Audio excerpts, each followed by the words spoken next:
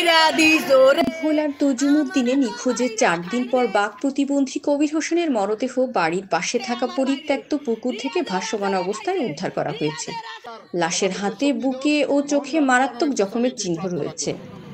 শুক্রবার সকালে তজুমুদ্দিন থানা পুলিশ লাশের সুরত হাল প্রতিবেদন শেষে ময়নাতদন্তের জন্য ভোলা সদর হাসপাতালের মর্গে পাঠিয়েছেন।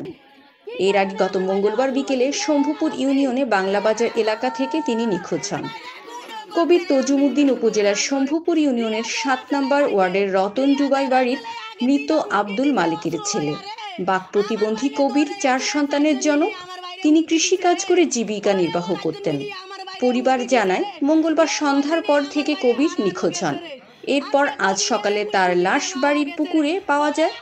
তাদের দাবি, কবিরকে দুর্বৃত্তরা হত্যা করে লাশ বাড়ির পুকুরে ফেলে রেখেছে। তারা এ ঘটনার সুষ্ঠু তদন্তের দাবি জানিয়েছেন। তজুমুদ্দিন থানার ভারপ্রাপ্ত কর্মকর্তা ওসি মোহাম্মদ আলী খান জানিয়েছেন, লাশের শরীরে একাধিক আঘাতের চিহ্ন রয়েছে। মৃত্যুর প্রকৃত কারণ জানতে লাশ ময়নাতদন্তের জন্য ভোলা সদর হাসপাতালের মর্গে পাঠানো হয়েছে। মাহফুজ আহমেদ মৌ, চ্যানেল ভোলা।